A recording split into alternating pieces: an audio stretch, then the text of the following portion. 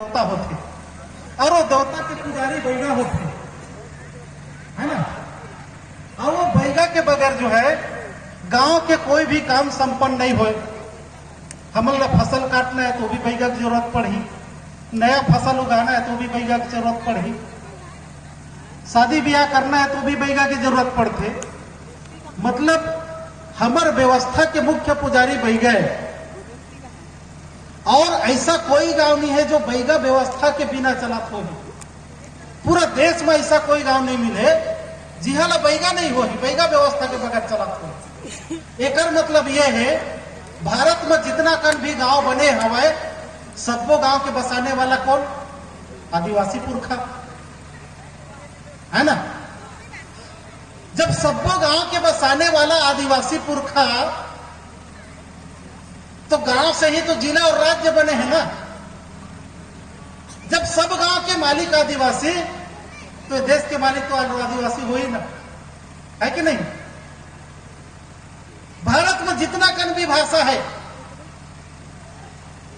हिंदी अंग्रेजी उर्दू ला छोड़ करके सब राज्य मन के जो भाषा है, जिसे छत्तीसगढ़ में छत्तीसगढ़ी बोले जाते, मध्य प्रदेश में बघेली वगैरह जो बोले जाते, भोजपुरी है उत्तर प्रदेश में। तो कोई भी राज्य के मूल भाषा हिंदी अंग्रेजी नो है। कोई भी राज्य की मूल भाषा हिंदी और अंग्रेजी नो है, बल्कि वहां के गांव मन के बोलने वाला मन के जो भाषा है वो भाषा वो राज्य के ओरिजिनल भाषा है। तो गांव में बोलने वाला मन के ओरिजिनल भाषा है, ये देश की मूल भाषा है। तो सबको गांव के मन जो ओरिजिनल भाषा बोलते हो कौन से भाषा है? आदिवासी पुरखा मन की भाषा है। जब देश के सभी प्रदेश के भाषा आदिवासी पुरखा मन की भाषा है तो ये देश के मूल भाषा भी आदिवासी पुरखा मन की भाषा हो गए। वो हिसाब से भी देखा जाए तो संपूर्ण देश के जो भाषा है आदिवासी मन के भाषा है, जेकर कारण से आदिवासी ये देश के मालिक है ना। बहुत से उदाहरण है, बहुत से उदाहरण है जो साबित करते कि हमारे देश के मालिक हैं। लेकिन मालिक हो जैसा एकोठी लक्षण हमारे में दिखते का? मालिक हो के लक्षण एकोठी दिखाई देते? मालिक हो के का पहचान? मालिक हो के पहचान ये है कि जैसे आप जो है ना अपन ब्लॉक के कोई दुकानदार के यहाँ जथा कोई बड़े सेठ मन के दुकान होगी, वो दुकान में सेठ रहते और सेठ के नौकर होते। तो सेठ मन अपन नौकर ला आदेश देते, वैसने वैसने नौकर काम करते। कि सेठ जो है जो व्यापारी है वो नौकर के आदेश के आधार पर काम करते कि व्यापारी है जो आदेश देते होकर हिसाब से नौकर काम करते, है ना। यदि हमारे देश के मालिकन तो का हमारे आवेदन निवेदन आदेश के कोई पालन करते का? हमार कहीं पर कोई मान सम्मान है का? हमार कहीं पर कोई स्वाभिमान है का? हमन ला मजदूर मन के बाजार बना दिए गए। मजदूर बन के बाजार, मजदूर के बाजार, जैसे गाय बकरी के बाजार होते ना, मवेशी के जो बाजार होते, वो इसने टाइप से हमन एक प्रकार से मजदूर के बाजार बन चुके हैं। काबर के जितना सड़क बनते, जितना बिल्डिंग बनते, सब में मजदूरी करने वाला कौन? हम आदिवासी मन। तो ये देश के मालिक आज मजदूर बन चुके हैं, है ना। हमारे पुरखा मन के बड़े बड़े गढ़ किला रही सवाई, ओकर इतिहास मिलते, खंड आज भी मिलते कि नहीं मिले? तो हम राजा महाराजा के संतान, मतलब देश के राजकुमार और राजकुमारी आज दर दर के ठोकर खाए में मजबूर है ना। मालिक जैसा कोई भी लक्षण हमारे में दिखाई नहीं देते। काबर के हमार जमीन में कोई दूसरा कब्जा करके बैठे है। हमार देव स्थल में, हमार गढ़ में, हमार किला में कोई दूसर जो है सेवा ट्रस्ट बना करके, समितिकरण बना करके बैठे हैं। हमार जो उत्पादन होते, चाहे कृषि उत्पादन हो, चाहे वनोपज हो, ओला कोई दूसर व्यक्ति खरीद करके, ओला उत्पादन करके माला माल बनते, है ना। क्लियर समझ में आए थे? पीछे हाथ उठाई, हाथ मतलब समझ में आते थे। मातृशक्ति मतलब समझ में आवा थे। भाषा समझे में दिक्कत हो तो ही तो हिंदी में उठ के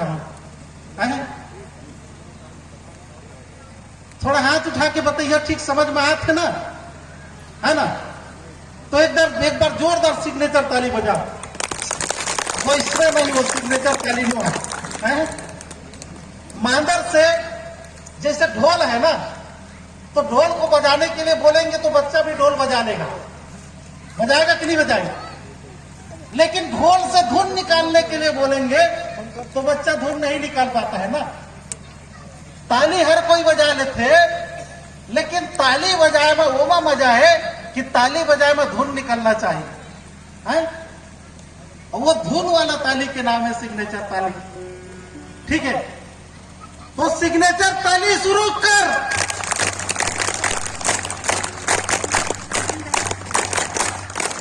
तीन बार करना है, 3 बार करना है। 1 2 1 2 3, 1 2 1 2 3, 1 2 1 2 3। ओकर बाद हाथ उठा करके सेवा सेवा बोलना है, ठीक है। सिग्नेचर ताली शुरू कर।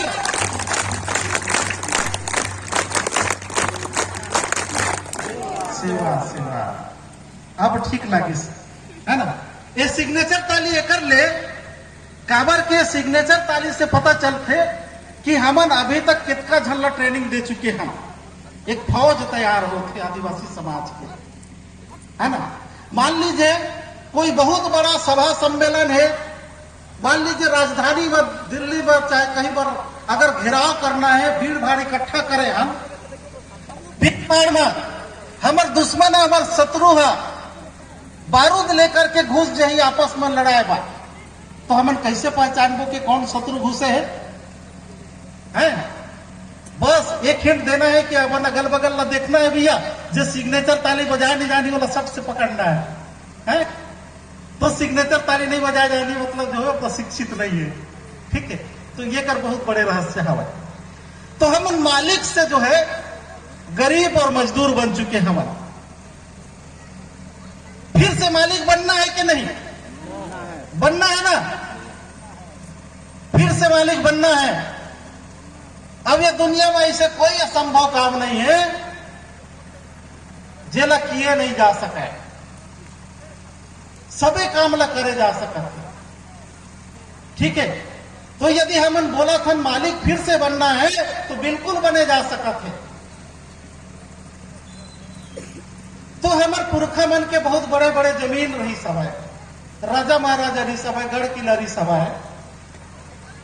जिस समय देश आजाद हुई वो समय 60 एकड़ 70 एकड़ जमीन रहा है।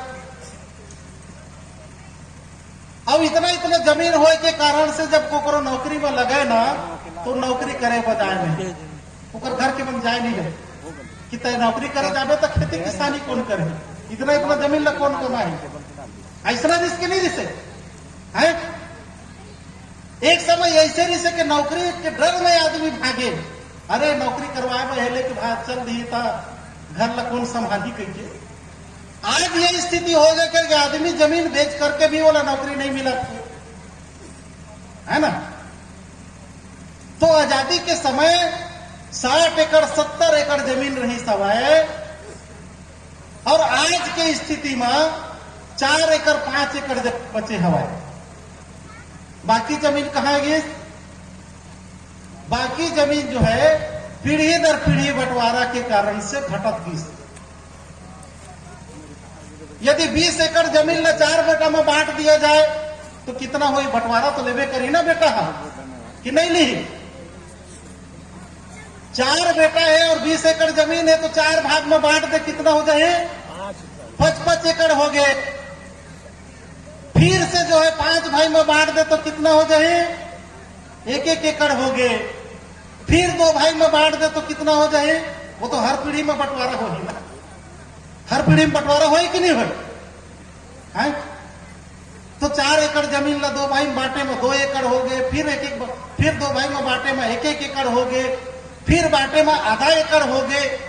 तेकर बाद डिसमिल में बंटवारा होने वाला है जमीन, फिर मीटर में बंटवारा हुई, फिर जो है फीट में बंटवारा हुई, फिर इंच में बंटवारा हुई। आजादी ला कितने साल हो गए जी? 75 साल। मतलब जो है 75 साल में ही हमारे 60 एकड़ 70 एकड़ जमीन 1 एकड़ 2 एकड़ में आ चुकी से, तो आने वाला फिर 70 साल में कितना जमीन बची? कितना जमीन बची? 70 इंच। 70 इंच में तो एक तो गोभी का फसल नहीं उगाया जा सका है ना? 70 साल में ही हमारी जमीन खत्म, तो आने वाले 70 साल में कितना जमीन बची? तो क्या हमारा 70 साल तक ही आगे पर वंशज बढ़ाना है क्या, कि हजारों साल तक वंशज बढ़ाना है? कितना साल तक वंशज बढ़ी? हो सकते लाखों साल तक वंशज आगे बढ़ी, पीढ़ी दर पीढ़ी, है ना? तो हजारों साल तक वंश कौन जमीन के आधार पर अवर जीवन यापन करही? हमारे घर में जब भी कोई जरूरत पड़ते तो वही जमीन में पैदा हुए अनाज को बेच करके अपन घर के जो राशन लाथन। मेहमान आगे चाय पत्ती लाना है, शक्कर लाना है, तो कहां से लाथन? वही महुआ और धान ला बेच करके लाथन। ठीक है, घर में शादी ब्याह करना है तो वही महुआ अनाज ला बेच करके शादी ब्याह करे जाते। अब उस जमीन में हम बकरा मुर्गी भी पालते। जमीन नहीं रहती तो बकरा मुर्गी कहां पर पाल किस आदमी है? बकरा मुर्गी हम कब पालते हैं? जब हमारे कर जमीन रहती तब पालते। और जमीन नहीं रही तो कौन सी जमीन में, दूसर के जमीन में बकरा मुर्गी पाले जा सकते हैं? नहीं ना। जब बड़े बीमारी पड़ते तो हम वही जमीन ला गिरवी रख के अथवा बेच करके जो है अपन इलाज कराते। तो ये जमीन हमारा अस्तित्व है कि नहीं? जमीन हमारा अस्तित्व है। पर परिवार के हर एक काम जो है जमीन से जुड़े हुए है। यदि जमीन खत्म हो जाए तो हमारे परिवार में इनकम के सब स्रोत खत्म हो जाए। अब ये पीढ़ी दर पीढ़ी बंटवारा में जमीन अगर खत्म हो गए, अगर गांव में जो है जितना किसान है सबकी जमीन एक दिन खत्म हो ही ना, पूरे भारत में जितना किसान है सबके जमीन एक दिन खत्म होना है। सबके जमीन अगर खत्म हो गए तो क्या सब जन को खेती किसानी बंद कर दी ना? सबके सब खेती किसानी बंद कर दी। और सबके सब अगर खेती किसानी बंद कर दी तो क्या सब जन खाना खाएला भी बंद कर दी? का खाना खाएला बंद कर ही? वो तो शरीर ला भोजन ही चाहिए ना। आदमी जो है सीमेंट खा के, लोहा खा के, कपड़ा खा के जिंदा नहीं रह सका है। बोला जिंदा रहे का चाहिए? अनाज चाहिए। अब अनाज धरती में ही पैदा होते और धरती हमारे कर बजबे नहीं करही। तो भारत में जितना भी किसान है सबके जमीन खत्म हो जाए तो खेती किसानी ला बंद करके जंगल बोलते शहर में नौकरी के तलाश में जही। शहर जंगल धोखा से निकल गई लेकिन वो आई है। शहर जंगल की तरह है एक प्रकार से, है ना? तो सब के सब आबादी जंगल में जही, मतलब जंगल शहर में चल दिस कहा जाए। ठीक है, तो इतने ढेर सारे जनसंख्या में अनाज कौन पैदा करेगी? बड़े बड़े उद्योगपति उद्योग की शकल में अनाज पैदा करेगी। फैक्ट्री लगाई हुआ अनाज की। जैसे कोयला खदान के लिए जमीन के अधिग्रहण होते, जैसे बांध बनाए हुआ जमीन के अधिग्रहण होते, वो इसने प्रकार से आने वाले समय में एग्रीकल्चर के लिए, खेती के लिए जमीनों का अधिग्रहण किया जाएगा। और बड़े बड़े उद्योगपति एग्रीकल्चर के उद्योग लगाए। अब एक एक कमरे में कई परत की खेती कर रही, कमरे के भीतर एक एक बिल्डिंग में कई परत की खेती, एक एक गमले में एक एक बोरी अनाज पैदा करी। बोला मिट्टी की जरूरत नहीं पड़े, बोला हवा की जरूरत नहीं पड़े, बोला पानी की जरूरत नहीं पड़े, वो भीतर कमरे में जो है अनाज पैदा कर रही। उद्योगपति जैसे मशरूम होते ना, खुखड़ी, वो जंगल में होते, लेकिन आधुनिक तरीका से आप कमरे में भी पैदा कर सकते थे, रूम में भी पैदा कर सकते थे, करते कि नहीं है? ठीक उसी प्रकार से अनाज जो है बड़े बड़े उद्योगपति पैदा करिए, तो वो अनाज के पैकेट में अपन प्राइस लिख करके बेचिए। हम जब अनाज पैदा करथन तो वो रेट लिखे सकथन का, लेकिन उद्योगपति जो कुछ भी बनाते वो वह रेट लिख करके बाजार में बेचते, है ना। आलू के का बनते? चिप्स बनते। आलू जब हम खरीदथन, मतलब पैदा करथन फिर बेचथन तो का रेट ला हम कर पाथन, लेकिन उद्योगपति है वही आलू के चिप्स बनाते, वो में रेट लिख करके बेचते 10 रुपया 5 रुपया। अंतर होगी सना। सोच के देखा, उद्योगपति जब अनाज पैदा करी तो बड़े बड़े उद्योगपति के नाम लिखा करके आए, जैसे टाटा का अनाज, रिलायंस का अनाज, अडानी का अनाज। अभी जब जमीन है तब तो गुजारा नहीं चला थे। उद्योगपति के पैकेट वाला जब अनाज खरीदबो तक आओ समय रुपया हो ही अमर कर अनाज खरीदे बा। अनाज खरीदने के लिए रुपया हो ही का?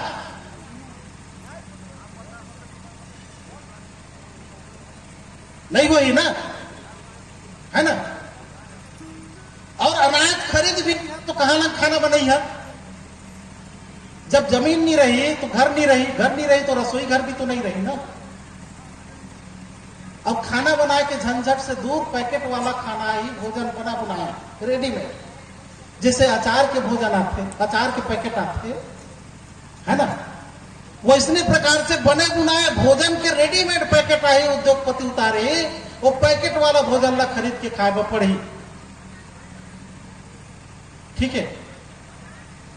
अब वो पैकेट वाला भोजन 6 महीना 3 महीने तक होकर एक्सपायरी डेट रही। रात में भरे हुए पानी ले हम दूसरे दिन नहीं पिया, पीता का, है ना। लेकिन वही पानी जब उद्योगपति बोतल में भर के देते तो कितना दिन तक पीता? बोतल वाला पानी कितना दिन तक चलते? 6 महीना साल भर। तो वही पैकेट वाला जो भोजन है वो ना साल भर खाए पड़ी एक एक पैकेट में। अभी भी खाते हैं ना, है ना। हाँ। तो ये भोजन जो है उद्योगपति बनाए। अब सिर्फ भोजन ही नहीं, पानी भी खरीदे पड़े। काबर के पानी प्रदूषित होते। अभी की स्थिति में आप 4-5 गांव में घूमिए, अलग अलग जगह का पानी पीजिए तो तबीयत खराब हो जाते ना, है ना। तो जब पूरा आबादी जब शहर में शिफ्ट हो जाए, वहां तो पिए का पानी है नहीं, प्रदूषित पानी है, नाला के पानी है, गटर के पानी है, तो अपन स्वास्थ्य ले बचाए आदमी बोतल वाला पानी खरीद के पी। तो का पानी खरीदे पर पैसा हो ही? तो पानी कौन बनाते? उद्योगपति बनाए। तो भोजन और पानी कहां से खरीदना पड़े? बाजार से खरीदना पड़े। तो खरीदे पर क्या रुपया हो ही? और सिर्फ भोजन ही, पानी नहीं, हवा भी खरीदना पड़ी। ऑक्सीजन, शुद्ध हवा। शुद्ध हवा क्या कहते? ऑक्सीजन कहते, है ना। शुद्ध हवा को ऑक्सीजन कहते हैं। और जब आदमी बीमार है तो डॉक्टर के पास जब जाए तो डॉक्टर पर्ची में एक साथ 10 बीमारी के दवा लिखी, बीपी के, शुगर के, किडनी के। काहे के पैकेट वाला भोजन, पैकेट वाला पानी पी करके आदमी कितना दिन तक स्वस्थ रहेगा? तो 10 बीमारी के एक साथ दवाई लिखी डॉक्टर है। खाने वाला एक दिन में आधा किलो दवाई खाही तो खाना कौन से पेट में खाही? ओकर साथ साथ में पर्ची यह भी लिखी श्वास के प्रॉब्लम है तो ला। वायु प्रदूषित हो तो श्वास की बीमारी हो ही ना। और श्वास की बीमारी के कोई दवा नहीं आए, ओकर दवा है शुद्ध हवा। तो डॉक्टर पर्ची में लिखी भैया बाहर से तुम हवा नहीं लेना, बाहर का हवा नहीं लेना है। जिसे पकड़ते जब है ना तो कहा बोलते डॉक्टर है बाहर का पानी नहीं पीना है, बोलते कि नहीं बोले, बाहर का खाना नहीं खाना है।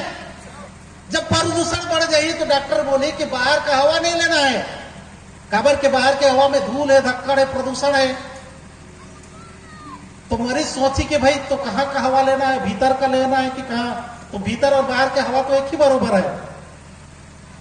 तो मरीज डॉक्टर से पूछी भैया तो डॉक्टर ये शुद्ध हवा मिली कहाँ? तो डॉक्टर बताई कि मेडिकल स्टोर में मिली, दवाई की दुकान में।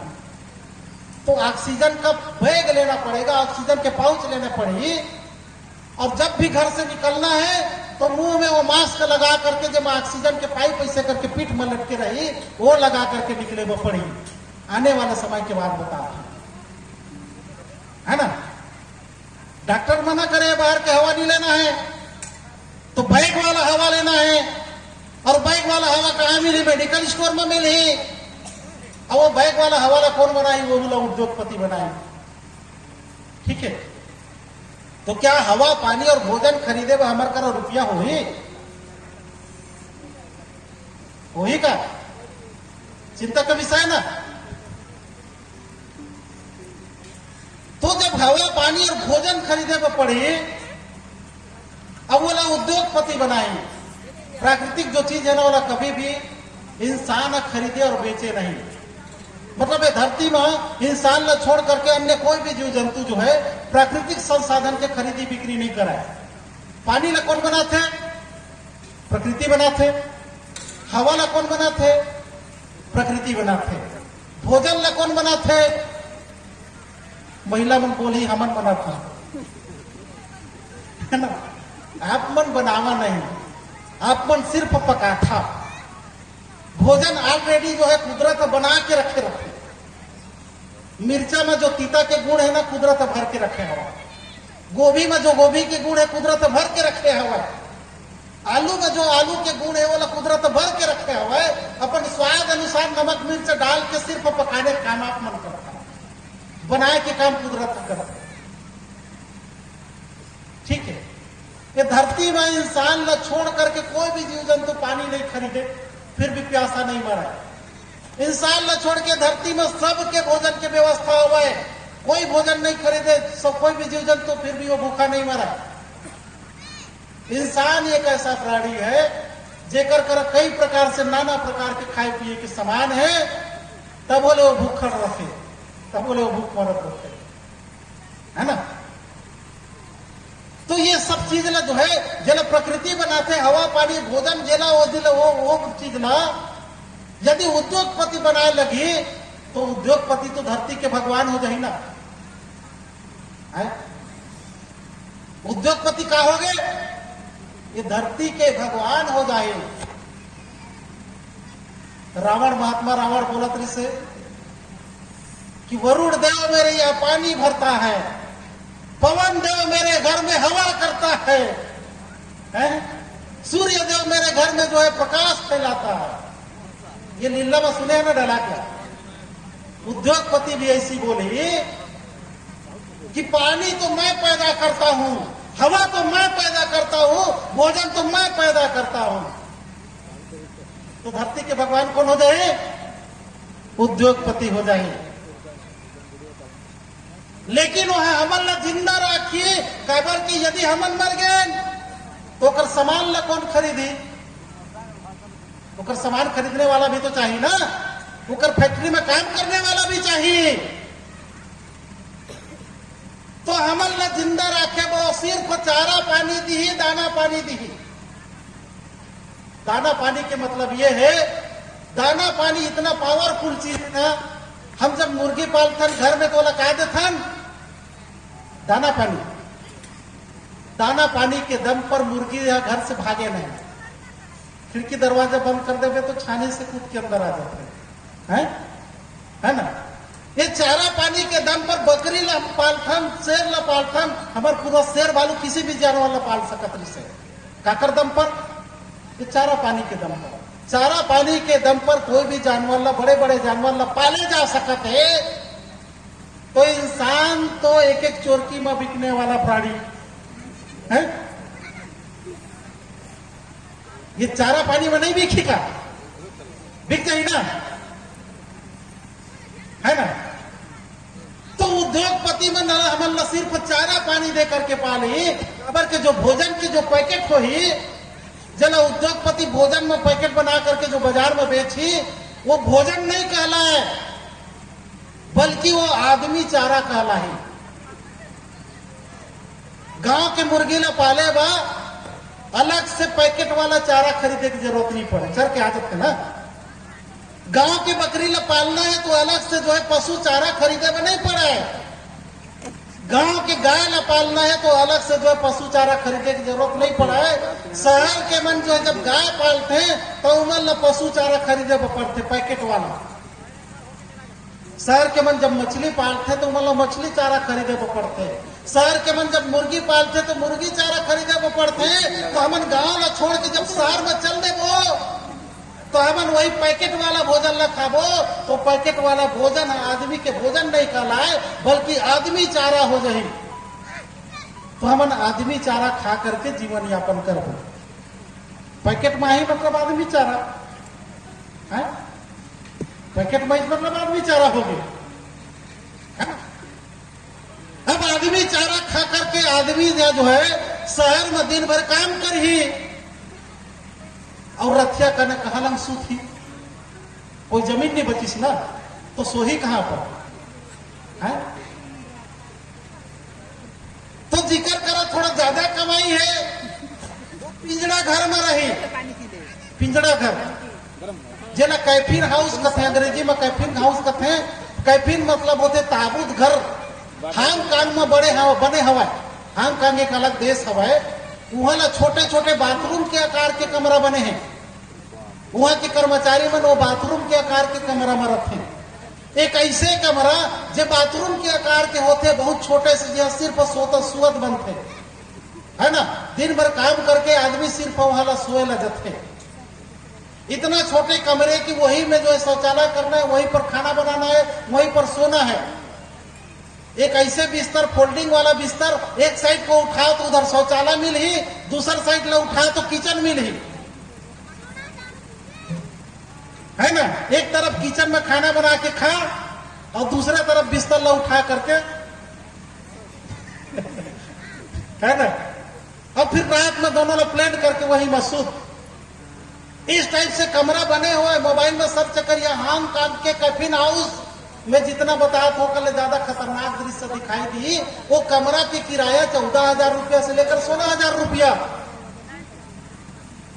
वो कर्मचारी बन रखे वहां, लेकिन जीवन कर्मचारी नहीं है, मजदूर रहे। जीवन कहाँ ला रहे, रेलवे स्टेशन और बस स्टेशन में जैसे बड़े बड़े जो धर्मशाला बने रखे ना, वो इसने जगह में रही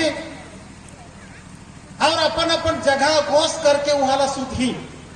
जैसे रेल में हमन यात्रा करे जखन तो दुनिया से रुमाल ला फेंक के अपन जगह ला कब्जा करथन ना, है ठीक है ना।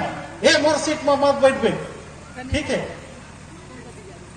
तो जैसे ही 5 बजे आदमी अपन जा करके धर्मशाला में जो है रेलवे स्टेशन बस स्टैंड में जो बने रखे, वो में अपन सीट लगो से कोशिश करे कि मोर जगह मैं सूचू, ठीक है। यह स्थिति रही तो अपन लड़का ला कहाँ लग पाली, अपन परिवार ला कहाँ लग पाली, कितना पढ़ाए सकी, कौन स्कूल में भेजी, अगर बीमार पड़ गए तो कौन पैसा से इलाज कराही। चिंता के विषय के नहीं। अच्छा, ये जो मैं बताया था ये हो सकते कि नहीं हो सकते ना, कितना झल्ला लगाते हो सकते, सबो झल्ला लगाते हो सकते। जब जमीन घट गई तो शहर तो जाज में पड़ी ना, जमीन खत्म हो जाए शहर जाने पड़ी ना, कोई दूसरा उपाय है। अब बहुत से सगा समाज में नौकरी जो करत हमें, नौकरी करने वाला मन ये लगते कि भाई हम तो शहर में जो है बिल्डिंग बना डाले हैं, 20 डिसमिल के जमीन खरीदे रहे हैं, वो मस्त बिल्डिंग बन चुके हैं। तो शहर के जो बिल्डिंग है वो में तो भाई वो में तो बंटवारा होना है ना बेटा मल्ला, 5 डिसमिल में यदि मकान बने 2 बेटा हो तो 2.5 डिसमिल बंटवारा हो ही, फिर बंटवारा हो ही तो कितना दिन तक शहर के बिल्डिंग का काम आई का नहीं आना। ठीक है, और नौकरी के दम पर भी कोई आगे नहीं बढ़ सका है। काबर के नौकरी जो है पीढ़ी दर पीढ़ी हस्तांतरित नहीं होए, नौकरी ले बंटवारा नहीं किया जा सका है। यदि मोर करा नौकरी है, यदि मैं कहूं कि मोर मरे के बाद मोर नौकरी ला दोनों बेटा में बांट दिया जाए, सरकार माने नौकरी ला कहा वसीयत लिख करके 2 बेटों में बांटा जा सकत है? नहीं। कि नौकरी ला पीढ़ी दर पीढ़ी हस्तांतरित किया जा सकत है, फायदे उठा सकत है का नौकरी के? नहीं। तो नौकरी करने वाला व्यक्ति और ज्यादा धोखा काहे? काबर के जब ओकर 3 पीढ़ी के जब वंशज जो आहे, जब बोला नौकरी नहीं लगी तो अपन बाप दादा ला पूछी कि हमन कौन गांव के रहोइयन, तो ओकर बाप दादा बताही बोला तो हम नहीं जाना था, अपन गाँव न बुला जाही, वही कि नहीं वही? वो अपन गांव ला खोजे कि खेती बाड़ी ला खोजे? तो मजदूर व्यक्ति के पास कम से कम मजदूरी करे के क्षमता तो रही। नौकरी वाला मन के लइका मन तो मजदूरी करे में घलो शर्माही है। तो ज्यादा धोखा कौन खाए? नौकरी करने वाला मन खाए। ठीक है, तो ये भयानक स्थिति आने वाला है। यदि कोई व्यक्ति जो है जबरन जो है कब्जा कर करके 1 एकड़ जमीन बचत भी कर लिए है, मान लीजिए कोई जो है कर्मचारी जो पैसा इकट्ठा कर करके यदि 1-2 एकड़ जमीन बचत भी कर लिए, वो खेती करना चाहिए, तो खेती करे बा पानी कहां से पाही? भूमिगत पानी सूखाते, आसमान से पानी गिरे बंद हुआ हवा है। तो उद्योगपति मन पोस्टर लगा के टांगे रहे, जैसे जो है अभी बोर खुदाने के लिए संपर्क करें लिखाए रखे ना कार्यालय, आने वाले समय में अपने खेत में पानी गिराए के लिए संपर्क करें लिखाए रहे। अब 1 एकड़ जेकर कर जमीन बचे वो खेती भी करना चाहिए, तो ड्रोन हेलीकॉप्टर होकर खेत में जाके पानी गिराए, और पानी गिराए के बदले में फीस पटाही, तो जितना के पानी नहीं गिराही उतका के जो है वो कर नुकसान हो जाए, तो कहां इनकम कमाए? तो हेलीकॉप्टर में पानी गिरा के कोई खेती करवा सकत है का? नहीं ना। तो कुल मिलाकर के सबको तरफ के रास्ता बंद होने वाला।